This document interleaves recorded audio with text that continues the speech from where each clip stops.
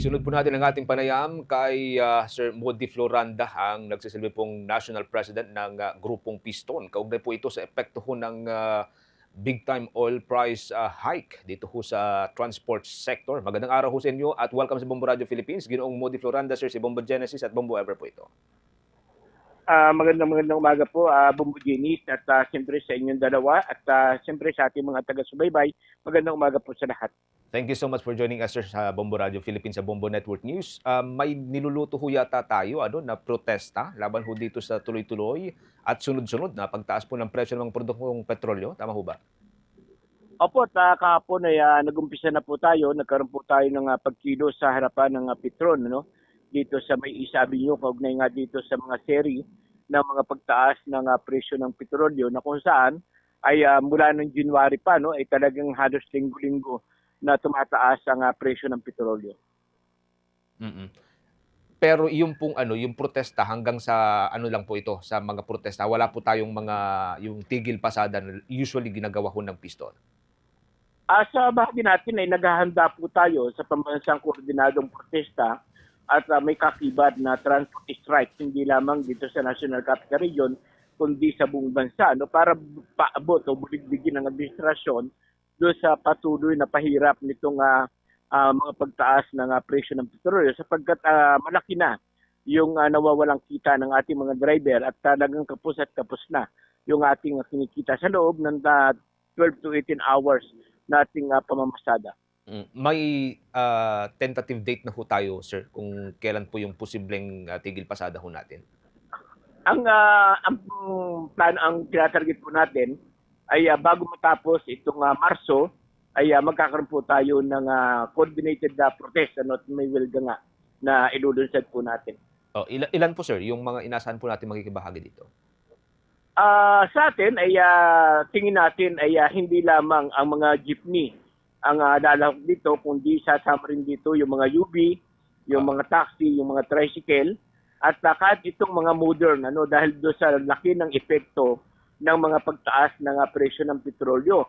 Dahil kung titingnan po natin, ay halimbawa, kung babalikan natin ng kaunti, mula October ng 2023 hanggang sa kasalukuyan, ay halos umabot na po ng 60.5 per liter yung itinaas sa presyo ng petrolyo at halos mahigit ng 1,000 pesos yung nawawalang kita ng ating mga driver at mga operator. Kung kami po ay nagkukonsume ng 30 liters per day at kapag tingnan po natin sa loob po ng 25 days na ating pamamasada ay dahil sa ganong kalaki yung iniangat na ng presyo ay halos umaabot po ito ng 42,000 yung direktang nawawalang kita ng ating mga driver na kung saan ay dapat ito ay nagagamit na doon sa pangangailangan ng kanilang pamilya. Laki, Bombo Ever, with your questions kay Sir Modi. Right. Doon po sa nakaplano po ninyo nga isasagawa po ng kilos protesta, bahagi po ba ng inyong panawagan ito din pong posible po na fare increase?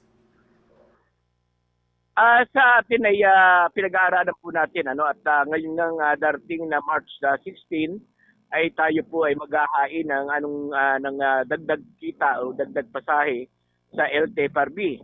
At tansya po natin ay ang ihain po natin ay 2 piso dahil ito yung nakikita natin na makatarungan na hingin natin sapagkat sa laki ng po ng nawawala ay at least kahit paano ay matugunan man lamang yung malaking nawalang halaga sa ating mga driver para doon sa makapagtuloy-tuloy tayo na makapagserbisyo sa ating mga mamamayan.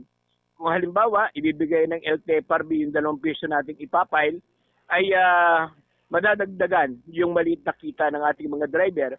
Kung kami po ay nagkukonsume, halimbawa, ng 200 passenger per day, ay madadagdagan po ang aming kita ng 400 pesos na malaking bagay ito para doon sa pamilya ng ating mga driver at operator. Alright. Since naging effective na nga po itong oil price hike, meron na po bang nakatakda pong ibigay naman po na fuel subsidy para po especially sa mga atin po mga traditional jeepney drivers? May sinasabi ang gobyerno na sinasabi nila mayroong 2.5 billion na nakaalat na ibibigay sa lahat ng mga pampublikong transportasyon.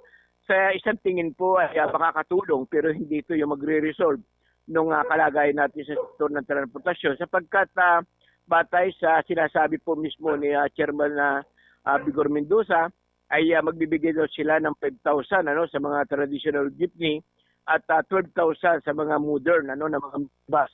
Yun daw po yung magiging at magbibigay din sila sa Grab, sa TMBS, sa mga motorcycle, magbibigay. Pero sa atin, ang gusto lang po natin ginawin, ano man ibigay ng gobyerno na 5,000 halimbawa sa ating mga traditional jeepney, ay once in a month lamang po ito, At mawawalan din ito ng saysay kung talagang tuloy-tuloy natataas yung petrolyo. Sapagkat yung 5,000 po ay ikukonsume lamang ng 3 to 4 days ng ating mga driver.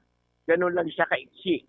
Na sabi nga natin, sa biglang tingin, makakatulong, pero hindi siya yung magre-resolve ng kasalukuyang kalagayan natin sa pampublikong transportasyon. Alright. Ginoong Floranda, bago po maging effective nga po itong oil price hike ngayong araw po, ay meron na pong mga ilang gasolinahan na nawawalan na po ng stock ng mga produktong petrolyo. Mayroon po bang mga traditional jeepney drivers na naapektuhan po dito? Opo, At malaking epekto po niyan, hindi lang sa ating traditional jeepney, kundi sa lahat ng ating mga pampubliko at pribadong sasakyan. Itong ginagawa ng mga ilang kumpanya na hold nila yung mga crude, mga supply. Kung titingnan po natin, batay mismo sa sinasabi ng Department of Energy, tayo po may supply na 15 days hanggang 60 days, yung supply natin. Kaya yung ginagamit po nating crude sa kasalukuyan, ay mas nabili pa po yan na mas mababang halaga. Pero bakit biglang nagtaas at bakit biglang naubusan yung mga gasolinahan? At sinasabi nga po, lumalabas naman sa social media, marami na raw mga gasolinahan ang pinadalahan ng sumon ng Department of Energy kasi pa lamang ay nagtaas na sila ng presyo ng kanilang mga produktong petrolyo. Kaya ito ay talagang kitang-kita natin na dahil sa patuloy na pag-iral ng oil regulation law na kung saan ay mga kumpanya na langis ang nagtatakda ng pagtaas at pagbaba ng presyo ng ating petrolyo ay nasusunod nila yung kanilang kagustuhan. Kaya ang sinasabi nga po natin na dapat ay ibasura itong oil regulation law, tanggalin ang excise tax at saka yung bat sa langis. Kasi isa ito doon sa patuloy na nagpapahirap hindi lamang sa hali ng mga driver kundi sa ating mga mamamayan. Sapagkat alam po natin na sa bawat pagtaas ng presyo ng petrolyo ay pagtaas ng mga pangunahing serbisyo at pangangailangan. Lastly na lamang po siguro, pahabol ko na lamang po, mayroon po bang nakatakda na pagpupulong sa pagitan po ng ating pong mga public utility vehicle drivers and operators with the LTFRB para po masolusyonan ito pong problema po natin sa ngayon? Wala pang patawag, wala pa pong patawag yung LTFRB. Ang may patawag bukas ay yung Congress at saka yung Senate na mayroon pong hearing na magaganap sa Kongreso at Senado kaugnay po dito sa excise tax at saka sa VAT. Isa po ito doon sa pero yung LTFRB po ay wala pa pong patawag para makipag-usap sa mga transport sector. Alright, Bombo dyan. Okay. Maraming salamat. Thank you so much for joining us, Sir Modi. Hanggang sa mga susunod. Ingat-ingat po kayo, sir. Po, maraming salamat sa inyo at bumugyan. Maraming salamat sa inyo. Maraming salamat po. Si Ginoong Modi Floranda Magagabombo, ang nagsisilbing National President ng Grupong Piston. For the most trusted source of news and information, visit our website at www.bomboradio.com. Follow us on Bombo Radio mobile app, Facebook, YouTube, TikTok, and X, formerly Twitter. Like, share, and stay connected. Anytime, anywhere.